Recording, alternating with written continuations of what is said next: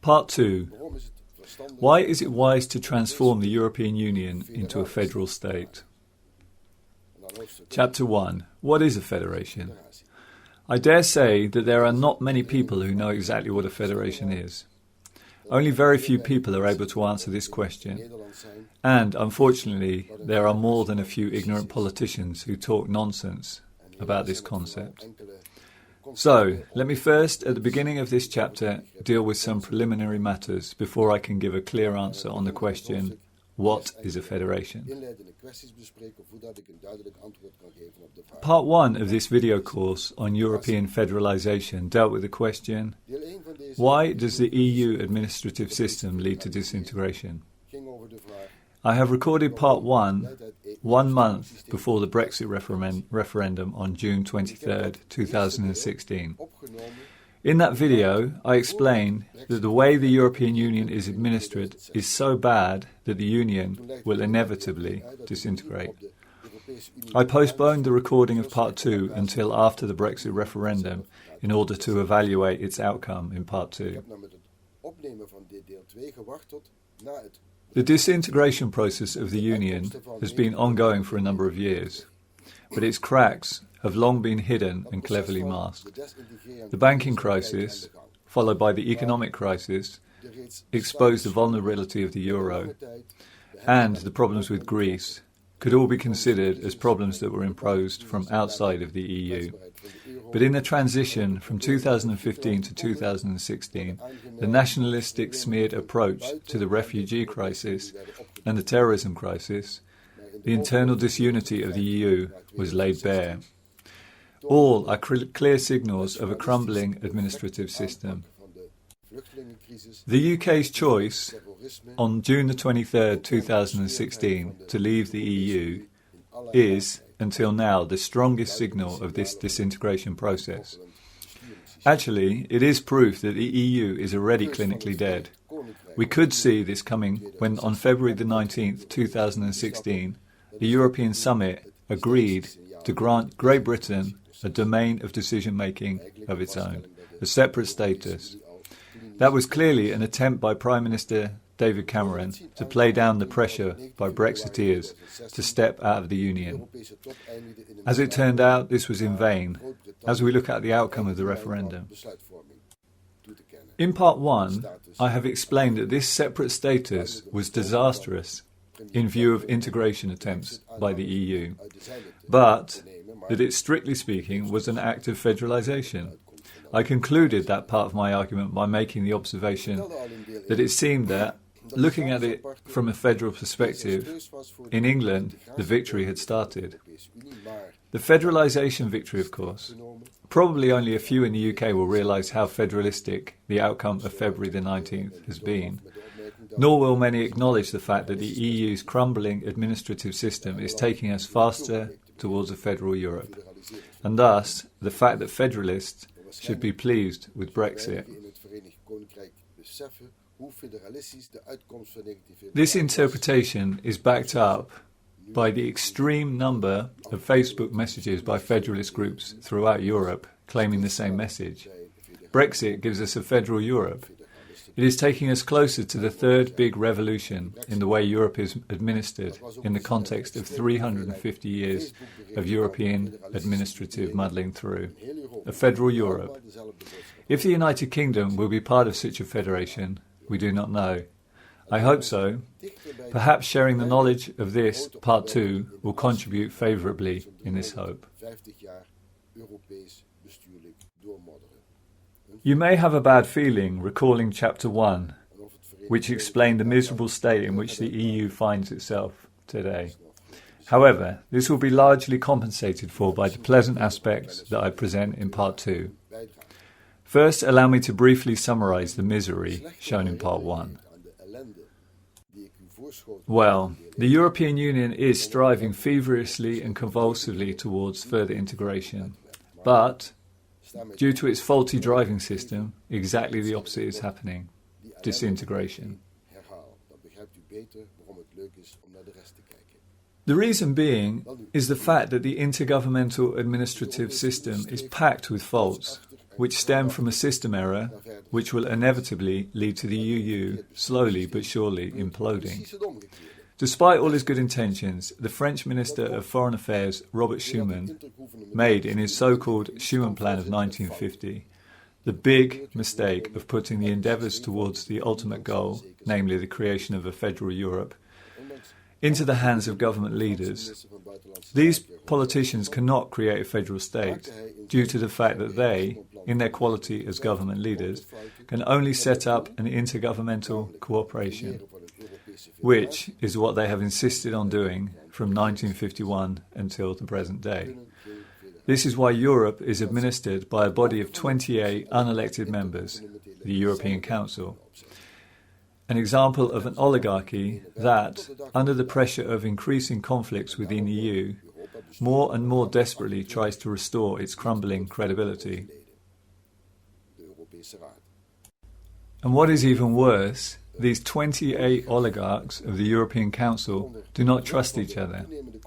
That is why they cling, with all the power they possess, to the concept of decision-making by unanimity. Though there are some exceptions to the unanimity principle, leaders of member states pull the brake by vetoing a decision if this decision might threaten the interests of their own member state. This is the perversity of having double mandates within a structure of intergovernmental administration. The combination of offices which are not compatible. On the one hand, being government leader or head of state and co-leader of the organ that is administering these member states on the other. This is called incompatibility of functions, that has been illegitimately allowed when fiddling and tinkering with the Treaty of Lisbon, a capital crime in the context of constitutional lawmaking. The EU is in itself an excellent union, but the way it is administered is fundamentally wrong. I used in part 1 the metaphor of the engine of a 2CV, a fine engine for the type of car it was designed for, but totally unusable to get a Hummer moving, for example. And the more one pushes the accelerator to get the heavyweight Hummer moving, the risk of burning the engine out increases, and therefore the Hummer will break down. Brussels tries to repair all problems stemming from the faulty parts in the EU's administrative system by changing the treaties and by making an unimaginable series of compromises and concessions. However, it is the property of a system error that each attempt to repair it creates further problems until the system explodes or implodes. When? That is not easy to predict. However, events seem to be accelerating us towards this moment. Just 2 days after the vote for Brexit, thus on June the 15th, the ministers of foreign affairs of the 6 countries that established the 1951 European Community for Coal and Steel, and then in 1957 the European Economic Community, gathered in Berlin to discuss the creation of a flexible union. This would establish a European Union of 2 different speeds, splitting the Union into a group that enhances its integration and another group yet to reach that level of understanding, again adding to the process of splintering, of disintegration of the European Union, until it will eventually collapse. Here you see again an image of the links shown in part 1. Talking about federalization is talking about power. I'm going to explain in several ways why a federation is a powerful organizational model. But actually, the image showing these links says it all. They represent 3 main characteristics of federalization. A. Each link is a country within a federation and symbolizes that such a country is strong and remains strong. B. Each link retains its existence. You see that link clearly. No link disappears into another link. So there is no compulsory assimilation, as is the case with the intergovernmental administrative system of the EU. C. Each link is connected with other links and symbolizes therefore not only the strong interconnectedness, but also, and foremost, combined strength. Thus, a federation is power and might. It will come as no surprise that in part 3 of this course, I will deal with the question, why did the Americans choose for a federal state? Despite their periodical downs that also occur in a federation like the American one, it is still the most powerful country in the world. After each down, it reinvents itself. This stems from its federal structure that is organized from the bottom up, so from the people up. That is our benchmark. Europe has a single task, composed of a few elements. A. Adapting the successful characteristics of the American Federation. B. Not adapting the faulty aspects of that federation, but rather improving upon them. And then C. Catching up with America and overtaking it. The way in which Herbert Tromber and I adapt in our European Federalist papers the successful aspects of the American Federation, but leave aside some characteristics that are, in our opinion, not just or not appropriate to Europe. I shall deal with this in part 4, the composition of a federal constitution. So far, the preliminary issues. Now I am going to answer the question in the title of this chapter. What is a federation? Take a look at this drawing. You see a beam. What are we demonstrating with this beam? Well, it shows that we are dealing with 3 aspects when we are talking about federation. Firstly, the beam itself. Secondly, the space above the beam. And thirdly, the space below the beam. That is all there is to know. He who knows the elementary component parts of a federation recognizes immediately that I have drawn a federation. After having finished this course, you also belong to that group of people.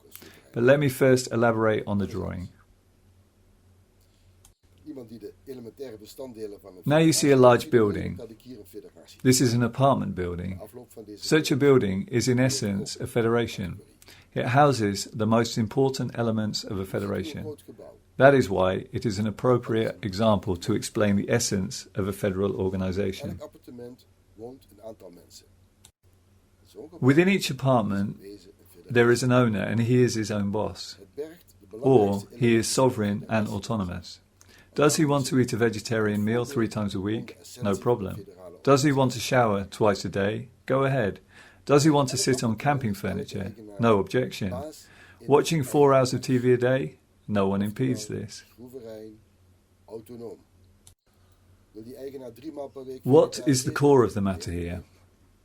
Well, outside of the apartment, there is no one who has the power to decide top-down what you, as the owner of the apartment, can or cannot do.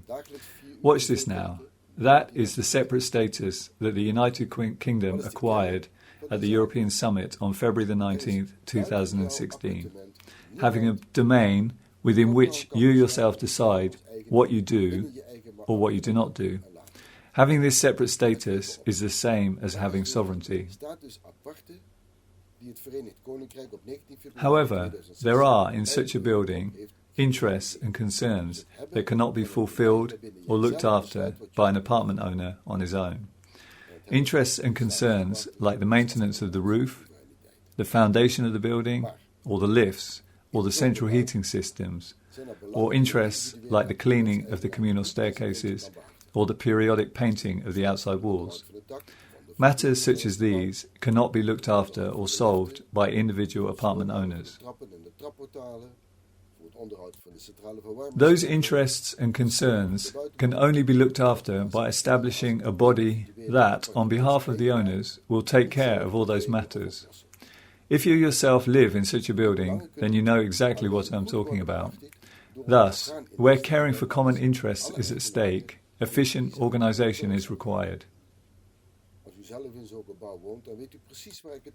How do you manage this organisation? By establishing a so-called condominium. An apartment building has, by law, the status of a condominium. That is a kind of association of which each apartment owner is a member. They elect a board and transfer to the board the care for those common interests. And they pay a certain amount of money on a monthly basis to finance the expenses of keeping the common interests in good order. There has to be money to paint the outside walls of the building or to install a new central heating system. However, that condominium board does not have the power to make decisions beyond the series of common interests. It is not allowed to decide, for instance, that all apartment owners have to get out of bed at 7 o'clock each morning and take a shower of no longer than 5 minutes. It does not have the power to enforce that everyone should eat minced meat on Wednesday and fish and chips on Friday. It does not have the power that each apartment owner should do his shopping in the same supermarket. The condominium board only has the powers to make generally binding decisions about those matters with which the members have decided that it would be better to do this jointly and therefore transfer their individual powers to the board, because each owner cannot perform these tasks individually. Thus, the boards can make only decisions about the common interests that cannot be taken care of by the individuals themselves. Here we see a huge difference between this system and the intergovernmental administrating system. Within the EU, the European Council is allowed, due to Article 352, Clause 1 of the Lisbon Treaty, to make any decision that, according to the Council, serves the goals of the Union. The fact that the Lisbon Treaty is granting exclusive powers to Member States, so powers that are actually untouchable by Brussels, does not have any value at all, since the European Council can break through the Member States' domain of exclusive powers whenever the Council thinks that this is appropriate, not to be stopped by the European Parliament or by the national parliaments of the Member States. In Part 1, I have explained that the European Council, in doing this, is pushing top-down, centrally imposed uniformity down the throats of Member States. Under the heading of integration, the European Council is actually committing forced assimilation, what boils down to compulsory acceptance of EU decisions. This is one of the major sources of resistance to the EU, especially the United Kingdom, which has resisted this decision-making. The resistance became so strong that they decided in June 2016 to leave the EU, which follows the natural course of things if one understands that the process of disintegration has been going on for many years already, a process which is only accelerating and broadening since it's stemming from a system error. The effects of a system error follow the same path as an avalanche. It starts with some unstable snow, becoming dislodged and gathering momentum and crashing down the mountainside. Unstoppable. Like the meltdown of a poorly constructed nuclear reactor. So, there are good arguments to strongly oppose the EU's intergovernmental driving system. However, I find it strange that people who want to leave the EU only think in terms of going back to the original sovereign nation state.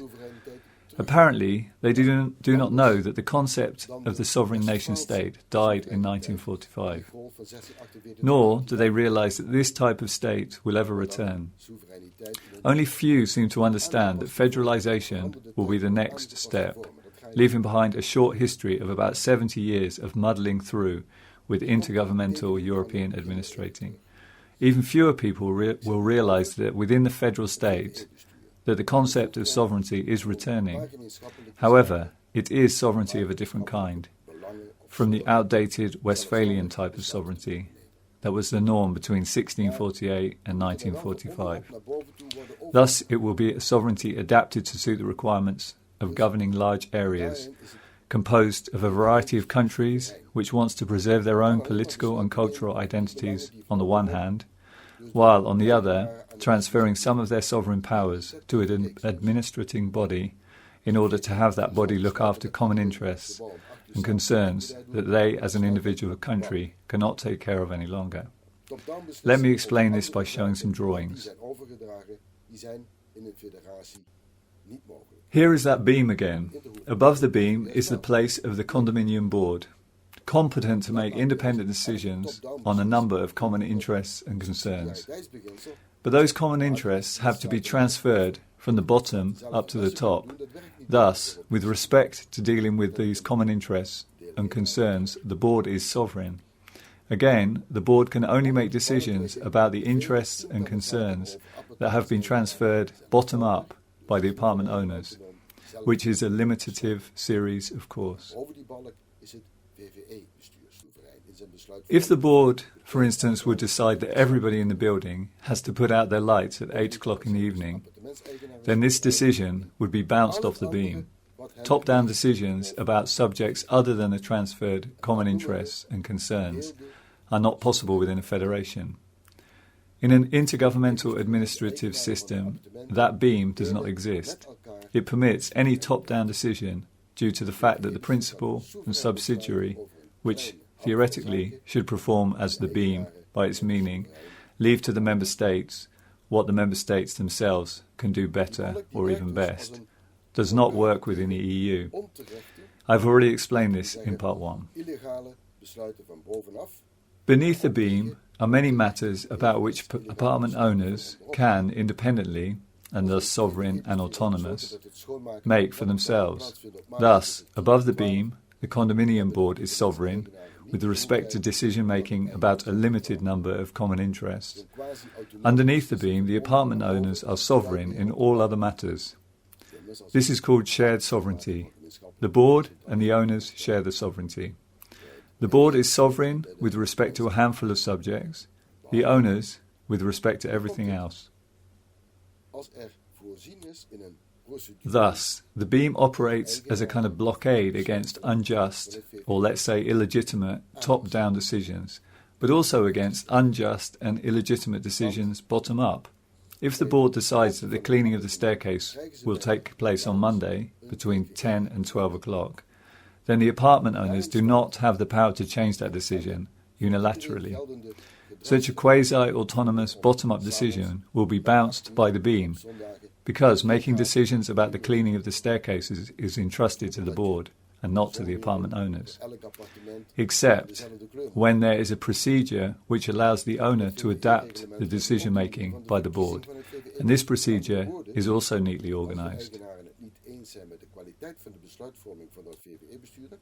When someone buys an apartment in an apartment building, he will receive an official document containing the rules of conduct within the building, rules that apply to every owner.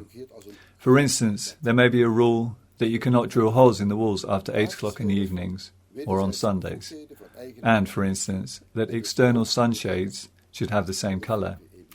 These regulations also stipulate the way in which the board is elected. In other words, when the owners do not agree with the quality of decision-making by the board, they can elect other owners to become members of that board. You will understand that this document operates like a constitution of a federation. It contains the basic rules of mutual powers of both owners and board, and thus also the rules to replace the board by electing new members. With this, you understand that the level of performance of federal administrating does not depend on the federal structure itself, but on the performance of the people working within that structure. You can reasonably assume that a Lexus is an excellent car. However, it is ultimately only as good as its driver. The beam symbolizes the most important feature of a federation, namely the so-called vertical division of powers. This vertical division of powers makes sharing of sovereignty possible. It is a necessary condition for sharing sovereignty. Let us take the alphabet. The letters A to Z of the alphabet encompass the overall, the total sovereignty. However, in a federal organization, the board possesses the powers A, B, C and D, while the apartment owners keep the powers E to Z. That is sharing of sovereignty. It is a document of regulations that makes clear which powers belong to the board. All other powers remain with the owners. Please pay attention to this. I am now going to add a third concept, a very wrong concept, which might be confusing. Concept number 1 was the vertical division of powers. This is the transfer of some powers by apartment owners to the condominium board. Fine. This creates the sharing of sovereignty. and that is concept number 2. The board acquires the power of decision-making on a small number of common interests. The rest of the sovereignty remains with the owners. Also fine. And now the third concept. This is called sharing powers, in the sense of allowing both parties, the board and the owners, to make decisions on the same subjects. This is fundamentally a wrong concept. Within an organisation, there is virtually nothing worse than this. If you, within your organisation, could decide on the number of holidays you were allowed each year, and at the same time, your boss would also decide on the number of holidays you were allowed each year. Yeah, it does not require a lot of imagination to see the problems associated with a setup such as this. You now see immediately that the Treaty of Lisbon is doing exactly this.